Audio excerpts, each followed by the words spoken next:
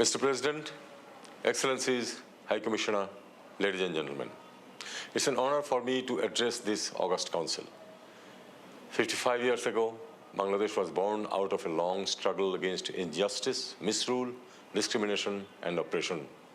Again in August 2024, our people, particularly the youth, made us free from the shackles of a tyrannic, undemocratic regime, which is being aptly celebrated as the second independence in our society.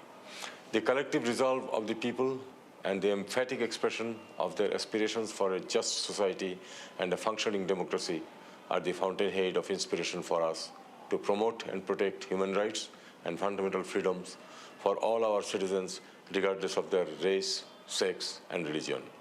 Excellencies, the High Commissioner for Human Rights commissioned an independent fact-finding team at the request of the interim government to thoroughly investigate the events of Bangladesh in July and August 2024.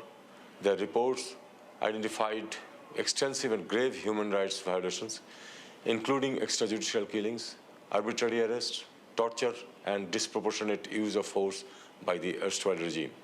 In order to restore people's trust and confidence and to ensure that the tragic past never recurs in future Bangladesh, the government is committed to ensure justice and accountability and also initiated core reforms in certain prioritized sectors and formed 15 different independent reform commissions. Already 6 of them, including judiciary, police, and electoral reform commissions, have submitted their reform proposals. Now, Honorable Chief Advisor Professor Muhammad Yunus himself is leading a national consensus commission and engaging in consultations with the political parties and other stakeholders to build consensus on the reform proposals. At the same time, the interim government is diligently creating a conducive environment for a genuinely free, fair, and credible election.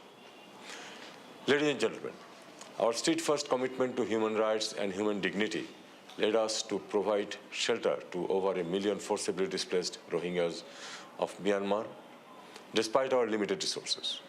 On top of that, over 80,000 Rohingyas have entered Bangladesh in the last year again due to the armed conflict in Rakhine.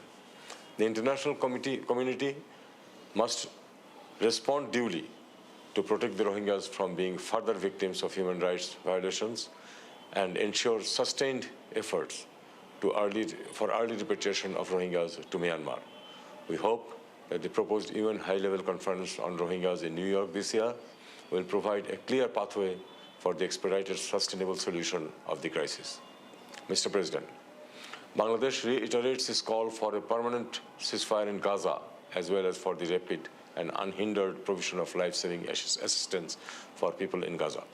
We call for an end to Israel's occupation of Palestine and a permanent solution to this crisis through the establishment of a sovereign and independent Palestinian state along pre-1967 borders with East Jerusalem as its capital. Ladies and gentlemen, for the millions of people living in developing countries, development is one of the most urgent human rights imperatives. Our journey towards development is facing new headwinds, with climate change being the greatest of them all.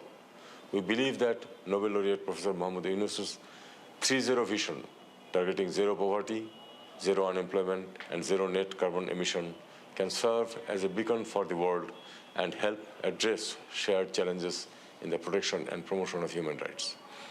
Mr. President, with all its flaws and limitations, multilateralism is still our best hope to address our common concerns and to chart our path towards shared future. As a Bureau member of the Human Rights Council, we reiterate our strong support to the Council and its other human rights mechanisms for the promotion and the protection of the human rights globally. I thank you.